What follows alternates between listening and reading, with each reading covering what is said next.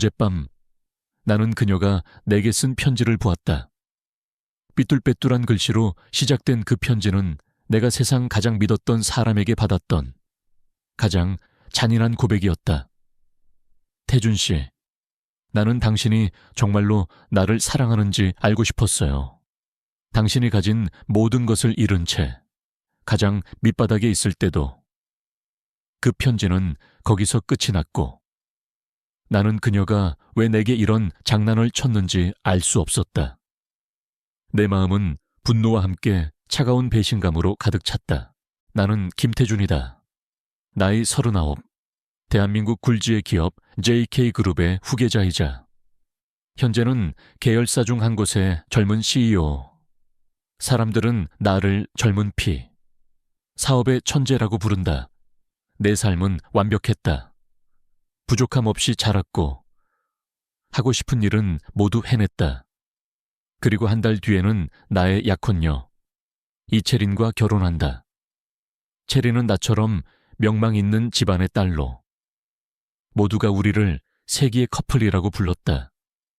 그녀는 아름다웠고 우아했고 내가 가진 모든 조건과 완벽하게 맞아떨어지는 사람이었다. 하지만 나는 늘 그녀에게서 무언가 부족함을 느꼈다. 우리가 만나는 시간은 늘 계산적이었고 우리의 대화는 사랑보다는 사업과 미래에 대한 이야기로 가득했다. 그녀는 완벽했지만 그 완벽함 뒤에 숨겨진 진심은 보이지 않았다. 나는 그녀가 나를 김태준이라는 사람으로서 사랑하는 건지 아니면 JK그룹의 후계자를 사랑하는 건지 알 수 없었다. 나는 그 공허함을 외면하며 결혼이 모든 것을 채워줄 것이라고 스스로를 속였다. 그러던 어느 날 나는 우연히 우리 집 현관 앞에 떨어진 배달 영수증 하나를 발견했다. 주소를 보니 JK그룹의 본사 주소였고 수신인은 내 이름이었다. 나는 주문한 적이 없는 물건이었다. 영수증을 자세히 보니 이채린이라는 이름이 적혀 있었고 그녀의 서명이 있었다.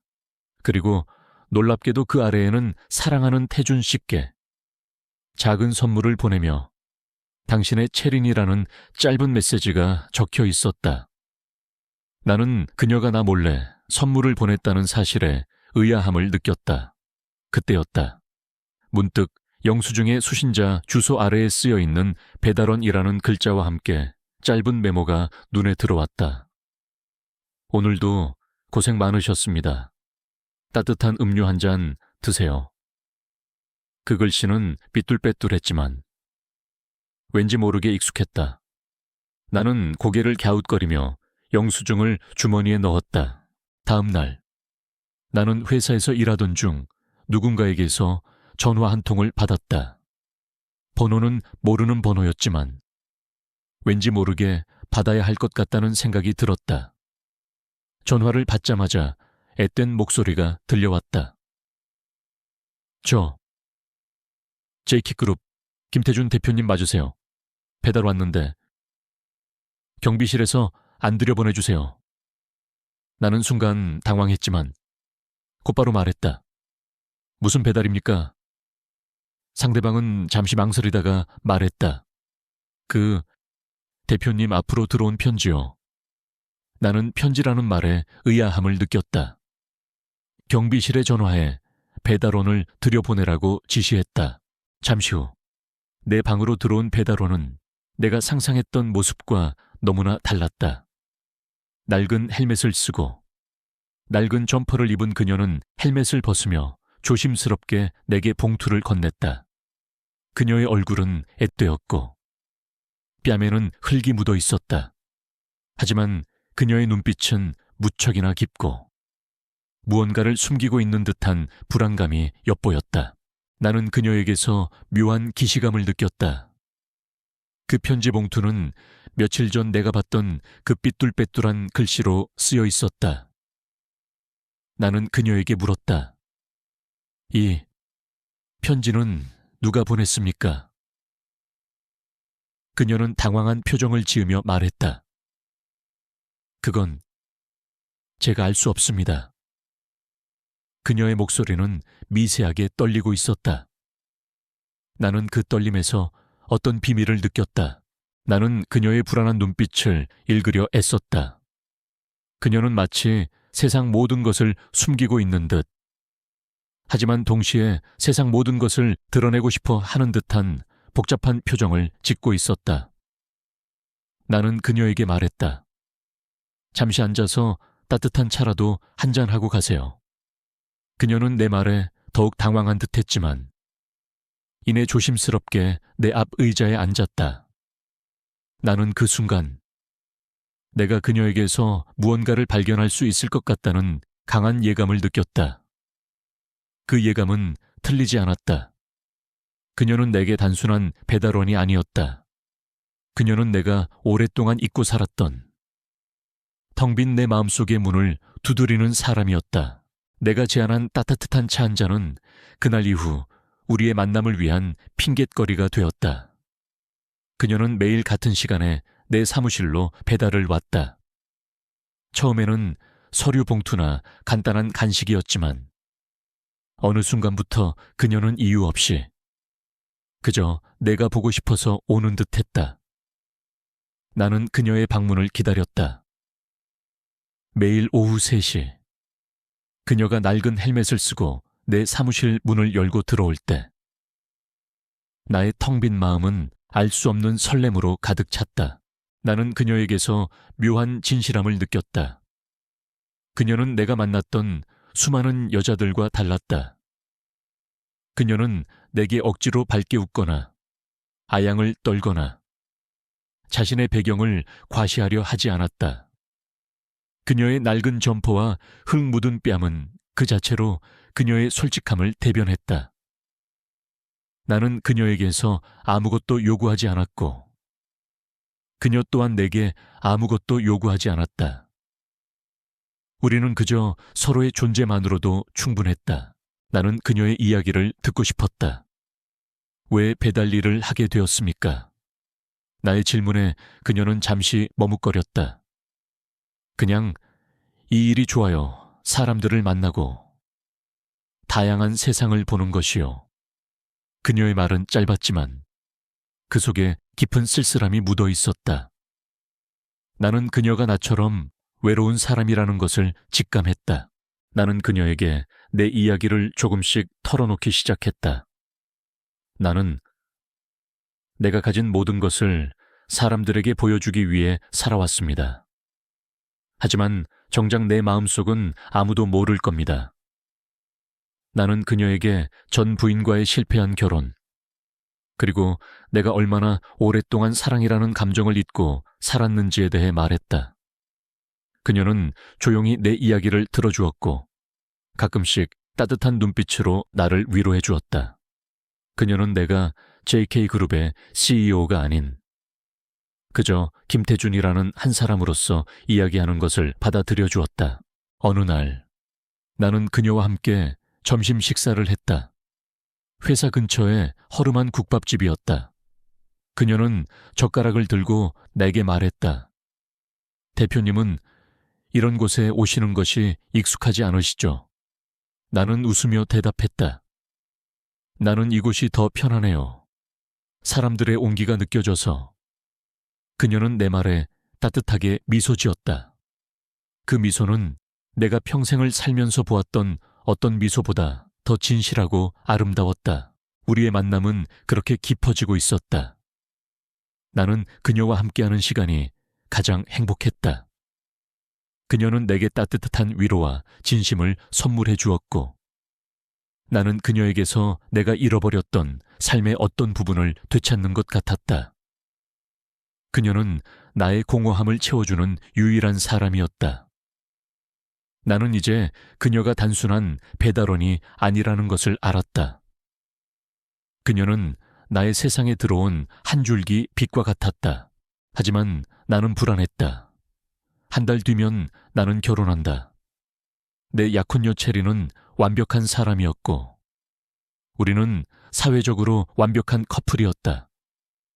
나는 체린과의 결혼을 위해 수많은 시간을 투자했고 노력했다. 하지만 이제 나는 그녀에게 진실을 말해야 할 때가 왔다는 것을 알았다. 나는 그녀를 사랑했다.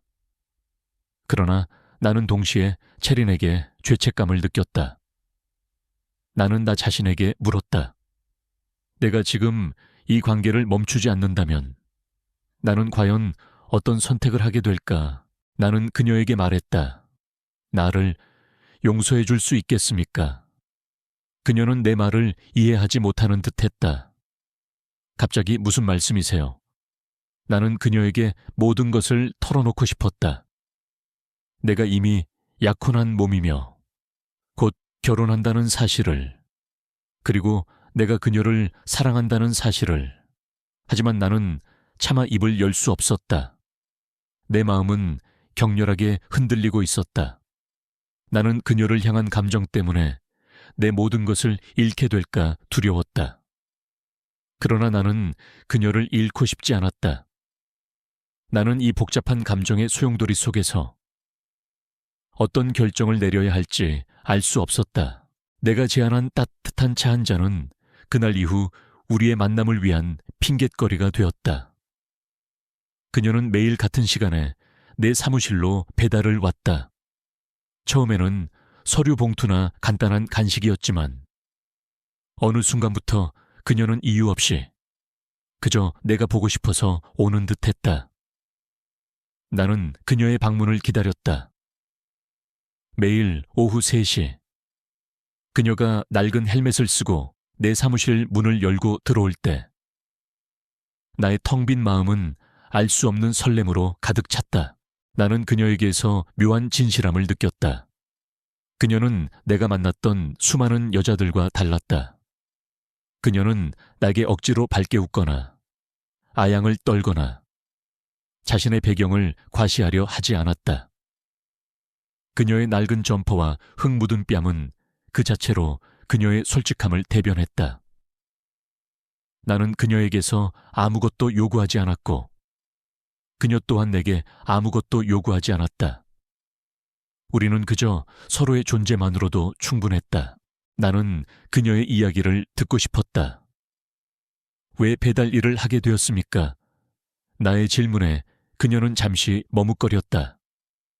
그냥 이 일이 좋아요. 사람들을 만나고 다양한 세상을 보는 것이요. 그녀의 말은 짧았지만 그 속에 깊은 쓸쓸함이 묻어 있었다. 나는 그녀가 나처럼 외로운 사람이라는 것을 직감했다. 나는 그녀에게 내 이야기를 조금씩 털어놓기 시작했다. 나는 내가 가진 모든 것을 사람들에게 보여주기 위해 살아왔습니다. 하지만 정작 내 마음속은 아무도 모를 겁니다. 나는 그녀에게 전 부인과의 실패한 결혼, 그리고 내가 얼마나 오랫동안 사랑이라는 감정을 잊고 살았는지에 대해 말했다. 그녀는 조용히 내 이야기를 들어주었고 가끔씩 따뜻한 눈빛으로 나를 위로해 주었다.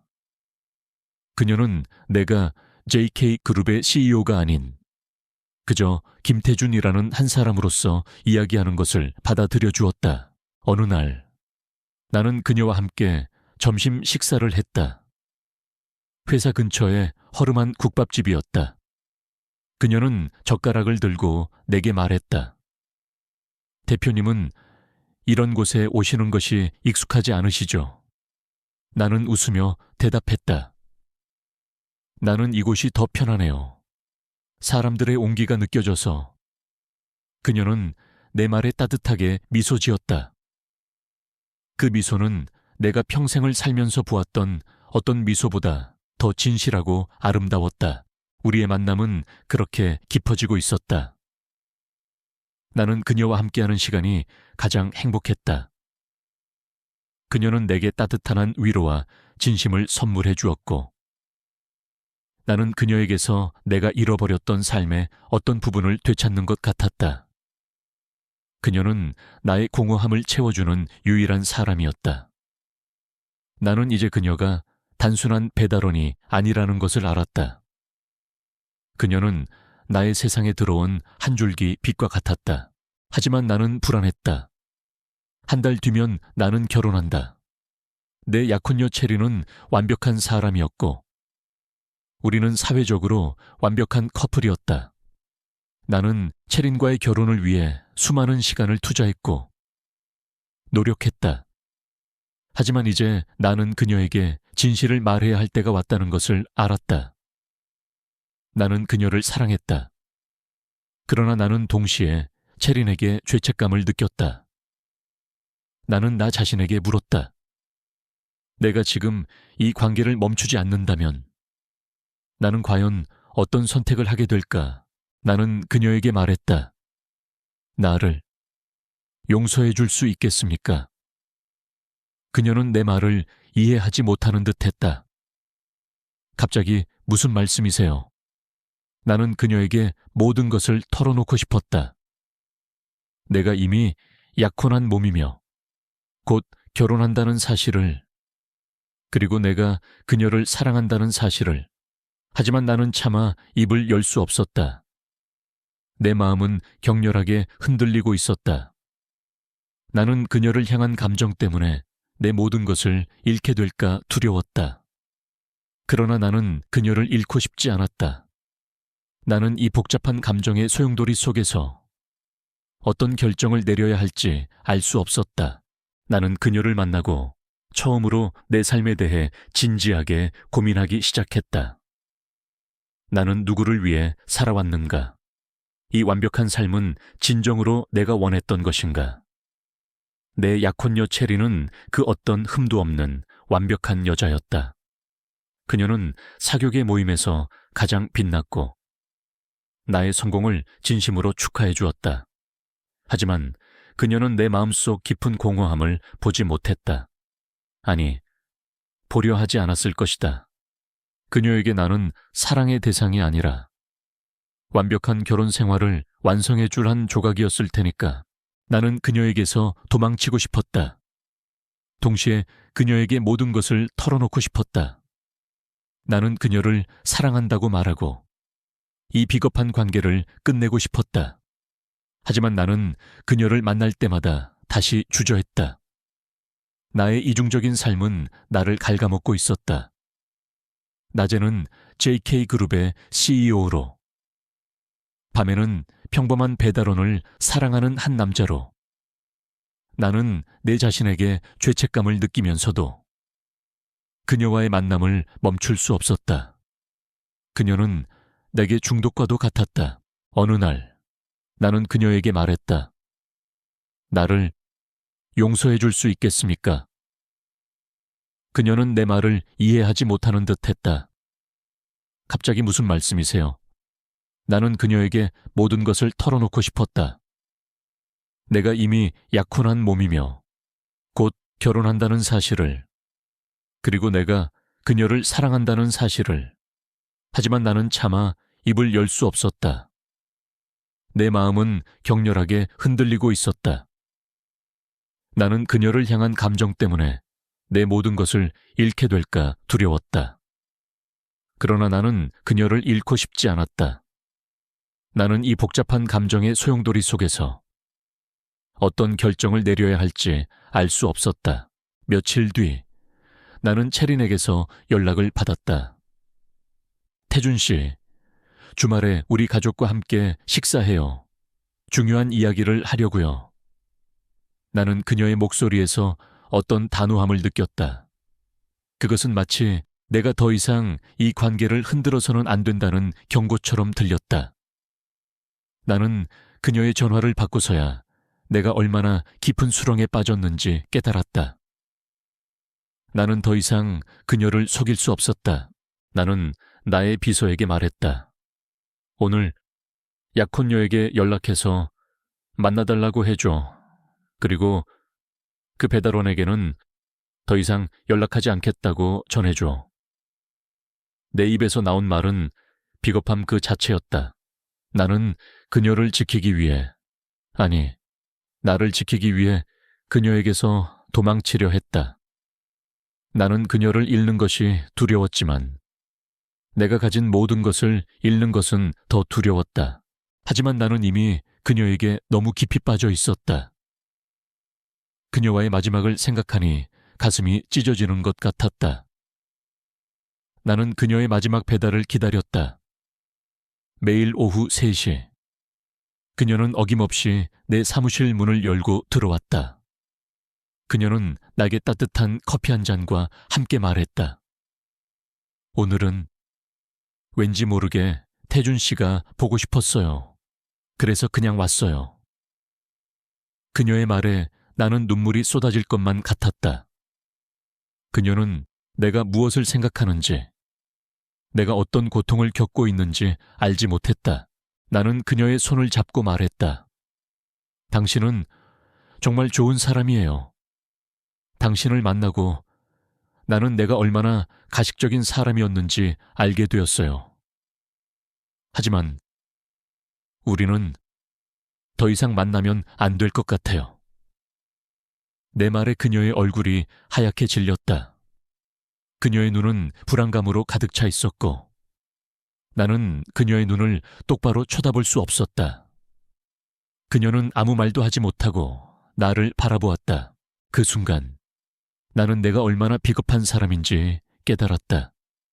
나는 내가 가진 모든 것을 잃을까 두려워 가장 소중한 사람을 잃으려 하고 있었다. 나는 그녀에게서 도망치는 것이 그녀를 위한 것이라고 스스로를 속였다. 하지만 그것은 나를 위한 것이었다. 나는 그녀의 순수한 마음을 이용하고 있었다. 그녀의 눈에 비친 나의 모습은 그 어떤 냉혹한 CEO보다 더 잔인해 보였다. 나는 그녀를 향한 사랑 때문에 내 자신을 잃었고 동시에 그녀를 잃으려 하고 있었다. 그녀는 내 말을 듣고 아무런 말도 하지 않았다. 그저 멍하니 나를 바라볼 뿐이었다. 나는 그녀의 눈에서 내가 사랑했던 모든 것을 잃었다는 것을 느꼈다. 나는 그녀의 손을 놓아주었다. 그녀는 그저 힘없이 뒤돌아 내 사무실을 나섰다. 낡은 헬멧을 다시 쓰고 낡은 점퍼를 입고 그녀는 내가 평생을 살아온 이 완벽한 세상에서 사라져갔다. 나는 그녀가 떠난 후에도 한동안 그 자리에 서 있었다. 내 마음은 찢어질 듯 아팠다. 나는 내가 얼마나 이기적인 사람인지 깨달았다. 나는 그녀를 사랑한다고 말했지만 사실은 나 자신을 사랑했을 뿐이었다. 나는 그녀를 통해 나의 외로움을 채우고 나의 공허함을 달래려 했다. 그녀의 순수한 마음은 내가 가진 이 모든 것, 이 완벽한 삶보다 더 값진 것이었다. 그런데 나는 그 모든 것을 버렸다. 단지 내가 가진 것을 잃을까 두려워서. 나는 내가 그녀에게 사랑한다고 말한 순간부터 이미 그녀를 속이고 있었던 것이다. 그날 밤 나는 채린에게 전화했다. 채린 씨, 미안하지만 결혼을 연기해야 할 것 같습니다. 나의 말에 그녀는 당황한 듯 했지만 이내 차갑게 말했다. 태준 씨, 대체 왜 이러는 거예요? 당신이 이상한 여자와 어울린다는 소문이 사실이었군요. 당신은 제게 실망감을 안겨주었어요. 그녀의 목소리는 분노와 함께 경멸로 가득 차 있었다. 나는 그녀의 말에 반박하지 않았다. 나는 그녀에게 상처를 주었다. 그리고 나 자신에게도 상처를 주었다. 나는 그녀를 잃었고 동시에 나 자신을 잃었다. 이후 며칠 동안 나는 폐인처럼 지냈다. 아무것도 손에 잡히지 않았다. 회사는 난장판이 되었고 사람들은 나를 이해하지 못했다. 나의 비서실장은 내게 찾아와 말했다. 회장님, 괜찮으십니까? 무슨 일이 있으신지 저에게 말씀해 주십시오. 나는 그에게 아무 말도 하지 못했다. 내가 잃은 것은 돈도 명예도 아니었다. 내가 잃은 것은 나의 전부였다. 나는 그녀를 다시 찾으려 했지만 그녀의 연락처도 이름도 알지 못했다. 내가 아는 것은 그저 그녀가 낡은 점퍼를 입고 낡은 오토바이를 탄 배달원이라는 사실뿐이었다. 나는 그녀를 찾기 위해 거리를 헤매었고 모든 배달 대행업체를 찾아다녔다. 하지만 그녀는 신기루처럼 사라져버렸다. 나는 절망에 빠졌다. 그때 나의 비서실장이 내게 한 장의 사진을 내밀었다. 그것은 내가 그녀와 함께 국밥집에서 식사를 하던 모습이 찍힌 사진이었다. 그리고 그 사진 아래에는 짧은 메모가 적혀 있었다. 회장님, 이 사진 혹시라도 필요하실까 해서요. 회장님의 약혼녀가 심부름센터에 의뢰해서 받은 사진이라고 합니다. 나는 그 말을 듣고 머릿속이 하얘지는 것을 느꼈다. 체린이 나를 미행하고 있었다고 나는 비서실장에게 물었다. 자세히 말해줘. 이게 무슨 의미야? 그는 조심스럽게 말했다. 회장님의 약혼녀가 회장님께서 다른 여자를 만나고 있다는 소문을 듣고 확인하고 싶으셨나 봅니다. 그리고 심부름센터에 회장님을 미행해달라고 의뢰했다고 합니다. 배달원 복장을 한 사람이 회장님 주변을 맴돌았다는 보고가 있었다고 하더군요. 나는 그 말을 듣고 자리에서 벌떡 일어났다. 내 심장이 미친 듯이 뛰었다. 배달원 복장을 한 사람, 그것은 분명히 그녀였다. 체린이 나를 미행했다는 사실에 분노가 치밀었지만 동시에 다른 생각 하나가 머릿속을 스쳐 지나갔다. 혹시 그녀는 체린이었던 것일까? 나는 곧바로 체린에게 전화를 걸었다. 그녀는 내 전화를 받지 않았다. 나는 미친 사람처럼 그녀의 집으로 달려갔다. 문을 두드리자 그녀의 비서가 문을 열어주었다. 체린 씨는 지금 없습니다. 무슨 일이시죠? 나는 그를 밀치고 집 안으로 들어갔다. 그녀의 방으로 향했다. 그녀의 방에는 아무도 없었다. 하지만 그녀의 침대 옆에는 낡은 배달원 헬멧 하나가 놓여 있었다. 그 옆에는 흙 묻은 낡은 점퍼가 걸려 있었고 그 점퍼 주머니에는 내가 그녀에게서 받았던 그 삐뚤빼뚤한 글씨로 쓰인 편지 봉투가 들어 있었다. 나는 그 편지를 열었다. 그 안에는 아무것도 없었다. 다만 내가 어제 읽었던 그 편지가 그대로 들어 있었다. 태준 씨, 나는 당신이 정말로 나를 사랑하는지 알고 싶었어요.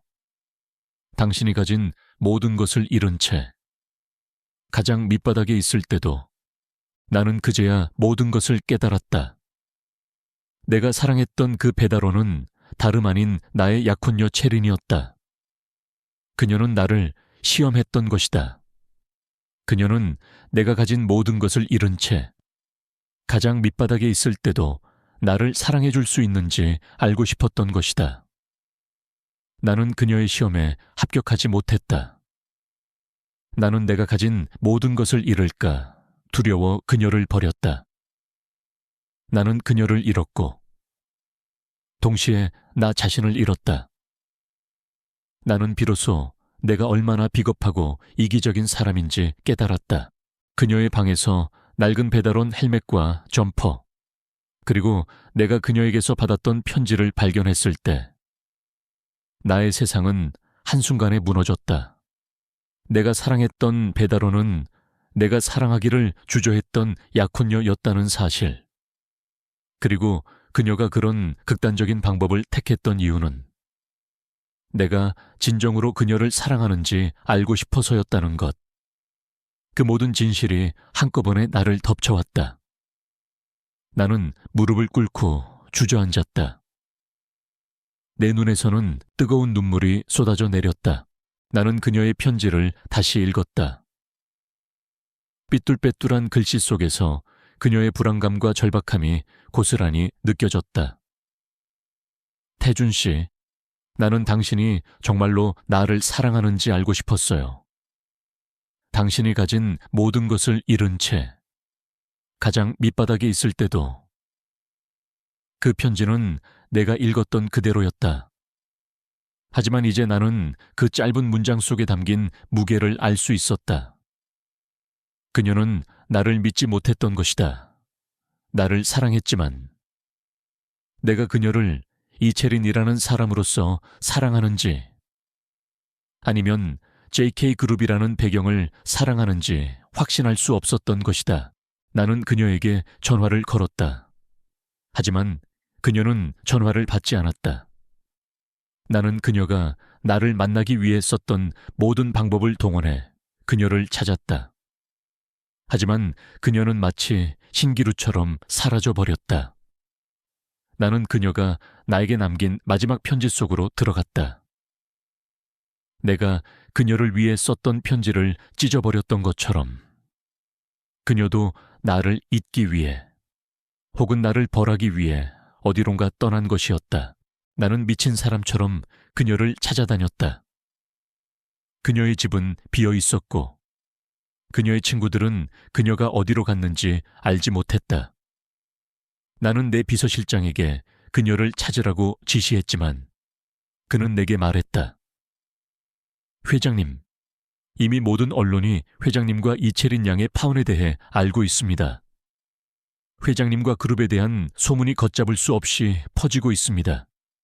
지금은 회장님의 명예를 먼저 생각하셔야 할 때입니다. 나는 그의 말을 듣고 분노가 치밀었다.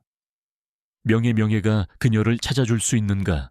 내가 그녀를 잃었는데. 명예가 무슨 소용인가? 나는 내가 얼마나 그녀를 사랑했는지 깨달았다. 그녀는 내게 단순한 약혼녀가 아니었다. 그녀는 내가 외면했던 나의 공허함을 채워주었고 내가 잊고 살았던 사랑이라는 감정을 일깨워 주었다. 그녀는 내가 가진 모든 것을 잃을까 두려워 버렸던 사람이었다. 하지만 나는 그녀를 잃고 나서야 내가 가진 모든 것이 무의미하다는 것을 깨달았다. 나는 그녀에게 진심으로 사과하고 싶었다. 그녀의 불안감을 이해하지 못하고 그녀의 사랑을 의심했던 나를 용서해달라고 빌고 싶었다. 나는 그녀의 시험에 합격하지 못했다.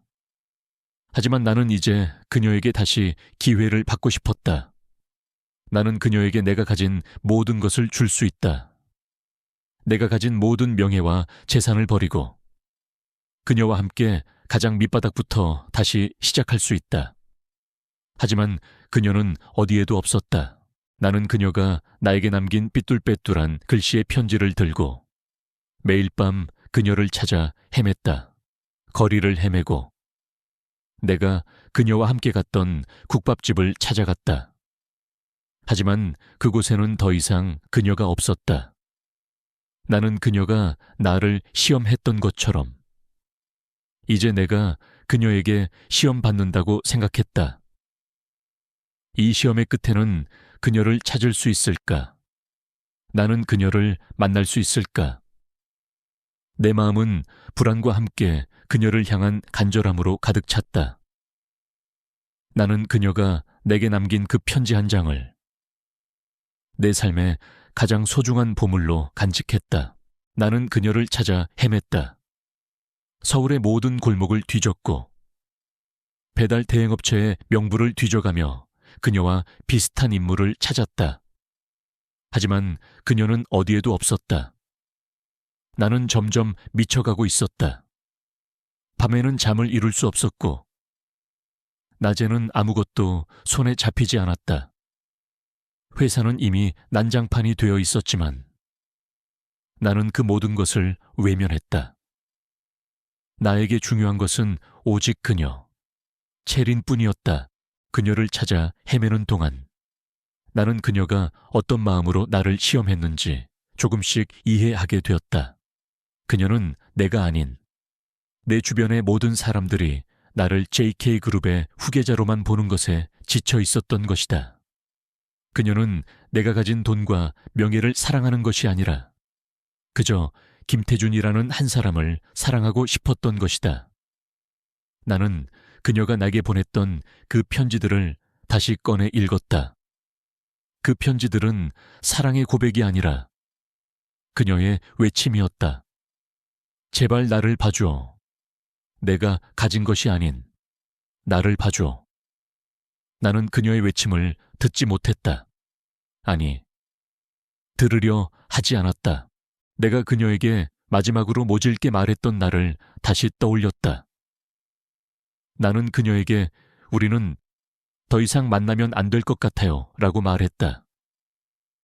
그 말은 그녀를 향한 사랑 때문에 내 모든 것을 잃을까 두려워했던 나의 비겁함에서 나온 말이었다. 나는 그녀의 가장 깊은 상처를 건드렸고 그녀를 절망의 나락으로 떨어뜨렸다. 나는 그녀의 고통을 이해하지 못했다. 며칠 후 나는 그녀의 오래된 친구에게서 연락을 받았다. 그녀는 내게 체리는 당신에게서 도망친 것이 아니라 잠시 혼자만의 시간을 가지고 싶어 하는 것뿐이에요. 그녀는 당신이 자신을 찾아주길 바랄 거예요. 당신이 가진 모든 것을 버리고서라도 자신을 찾아주길 바랄 거예요. 라고 말했다. 그 말을 듣고 나는 희망을 보았다. 그녀는 나를 완전히 버린 것이 아니었다. 그녀는 내가 자신을 위해 모든 것을 버릴 수 있는지 나를 마지막으로 시험하고 있었던 것이다. 나는 그녀의 오래된 친구에게서 그녀가 자주 가던 조용한 시골 마을의 주소를 얻었다. 나는 한치의 망설임도 없이 그곳으로 향했다. 차를 타고 몇 시간을 달려 나는 조용한 시골 마을에 도착했다. 그곳은 내가 살던 화려한 도시와는 너무나도 다른 세상이었다. 사람들은 서로에게 인사를 건넸고 아이들은 천진난만하게 뛰어놀고 있었다. 나는 그곳에서 내가 평생을 살면서 잃어버렸던 평범함과 진실함을 느꼈다. 나는 그녀가 있다는 집을 찾아갔다. 낡은 대문 앞에는 작은 배달용 오토바이가 서 있었고 그 옆에는 낡은 배달원 헬멧이 놓여 있었다. 나는 그녀가 이곳에서 정말로 배달 일을 하고 있다는 것을 알았다. 나는 심장이 터질 것 같았다. 그녀는 내가 아닌 그저 이채린으로 살아가고 있었다. 그녀는 내가 가진 모든 것 없이 가장 밑바닥에서 나를 기다리고 있었던 것이다. 나는 그녀의 집 문을 두드렸다. 잠시 후 문이 열리고 그녀가 내 앞에 서 있었다. 그녀는 흙이 묻은 낡은 옷을 입고 있었고 얼굴에는 화장기 하나 없었다. 하지만 그녀의 눈빛은 그 어떤 때보다 더 깊고 그리고 아름다웠다. 그녀는 내가 올 줄 몰랐다는 듯 놀란 표정으로 나를 바라보았다. 태준 씨, 여기는 어떻게... 그녀의 목소리는 떨리고 있었다. 체리나, 나는 그녀의 이름을 불렀다. 나를 용서해줘. 나는 너의 시험에 합격하지 못했어. 나는 내가 가진 모든 것을 잃을까 두려워 너를 버렸어. 하지만 이제는 알겠어. 내가 가진 모든 것이 무의미하다는 것을. 내가 가진 모든 것은 너 없이는 아무런 가치가 없어. 나는 너와 함께라면 이 모든 것을 버릴 수 있어. 아니, 버리고 싶어. 제발 내게 기회를 한 번만 더 줘. 나는 그녀의 앞에 무릎을 꿇었다. 내게는 그 어떤 수치심도 느껴지지 않았다. 그저 그녀를 향한 간절한 마음뿐이었다. 그녀는 내 진심을 느꼈는지 더 이상 나를 뿌리치지 않았다. 그녀의 눈에서 뜨거운 눈물이 흘러내렸다. 그녀는 나를 안아주었고 나는 그녀의 품에 안겨 어린아이처럼 울었다. 우리는 서로의 상처를 보듬어주고 함께 치유해 나갈 것이었다. 나는 그녀를 잃었고 동시에 나 자신을 잃었다. 하지만 나는 그녀를 다시 찾았고 동시에 나 자신을 찾았다. 나는 그녀의 품에 안겨 어린아이처럼 울었다. 그녀의 낡은 점퍼에서는 흙냄새와 함께 그녀의 천이 느껴졌다. 나는 그제야 내가 얼마나 오랫동안 이 따뜻함을 갈망해왔는지 깨달았다. 그녀는 나를 안아주면서 아무 말도 하지 않았다. 그저 묵묵히 나의 등을 쓸어주며 나의 슬픔을 함께 나누고 있었다. 그녀의 침묵은 그 어떤 위로의 말보다 더 깊은 울림을 주었다. 우리는 함께 그녀의 집으로 들어갔다. 작고 소박한 공간이었지만 그 안에는 그녀의 진실함과 따뜻함이 가득 차 있었다.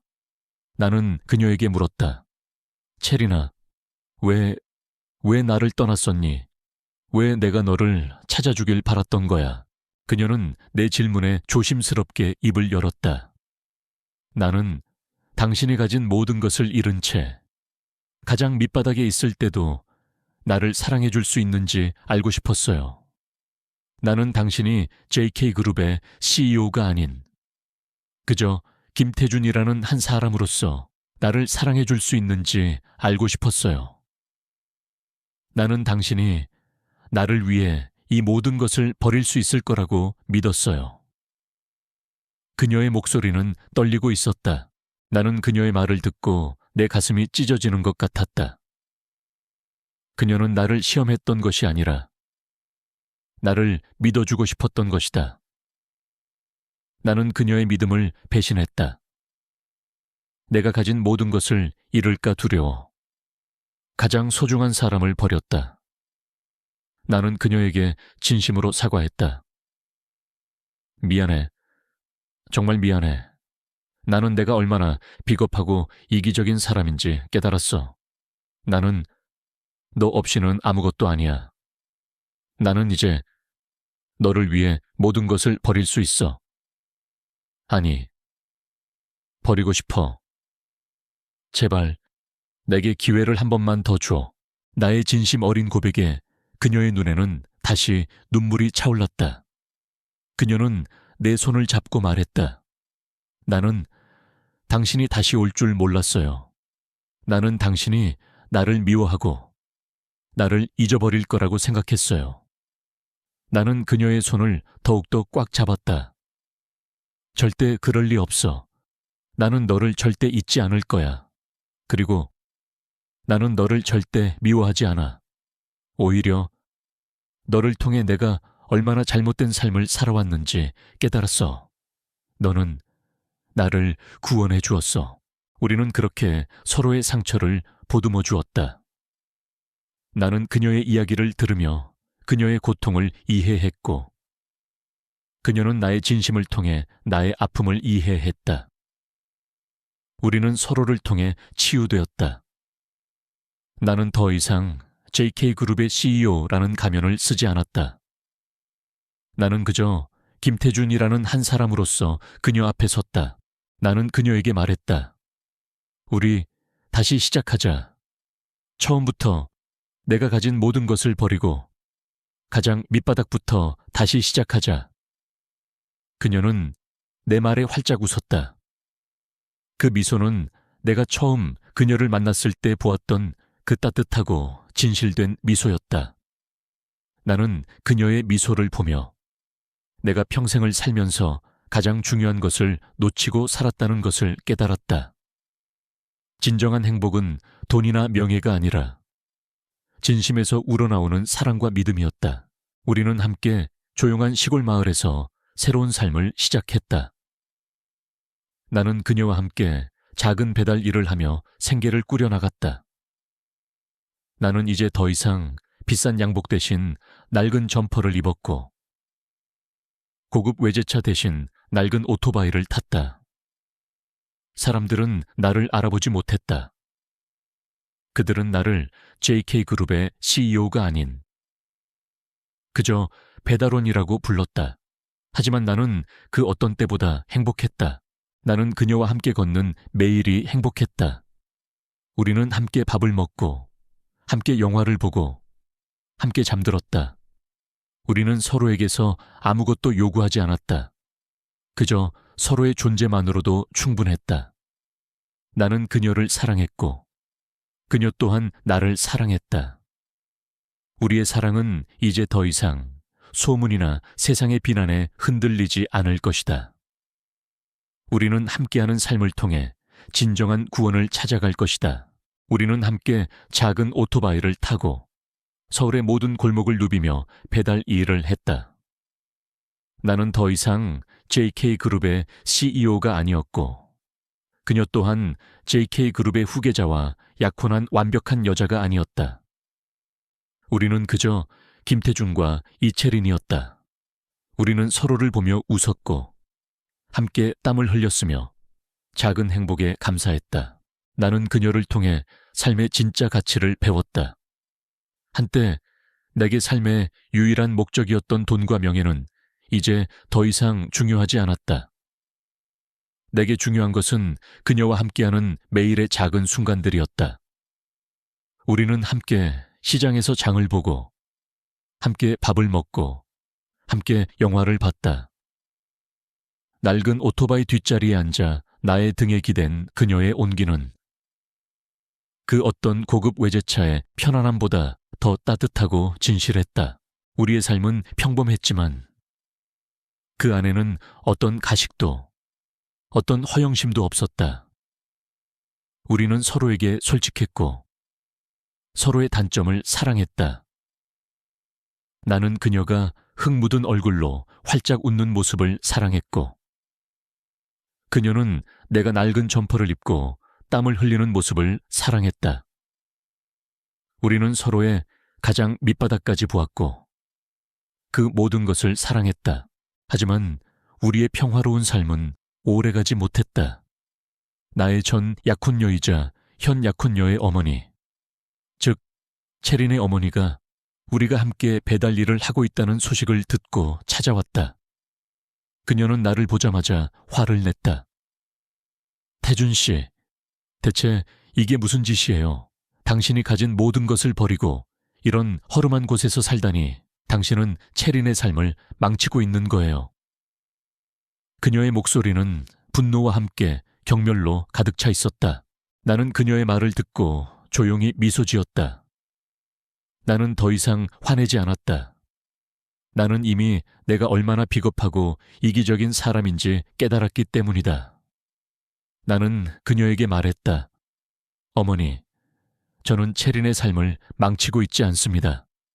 저는 이제야 비로소 제가 살고 싶었던 삶을 살고 있습니다. 채린도 마찬가지입니다. 우리는 이곳에서 진정한 행복을 찾았습니다. 그녀의 어머니는 나의 말을 이해하지 못했다. 그녀의 눈에는 오직 돈과 명예만이 보였다.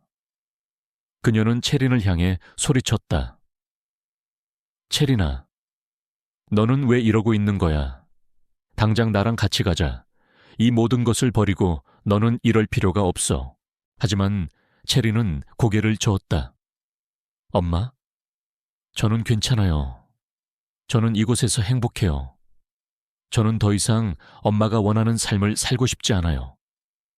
저는 제가 원하는 삶을 살고 싶어요. 저는 태준 씨와 함께라면 그 어떤 것도 두렵지 않아요.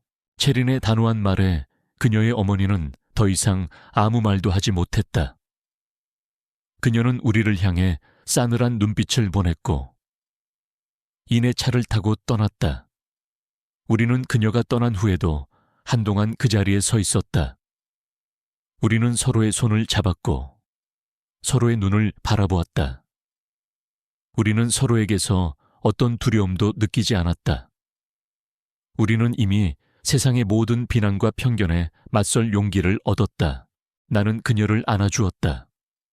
그녀의 품은 따뜻했고 나는 그제야 내가 얼마나 외로웠는지 깨달았다.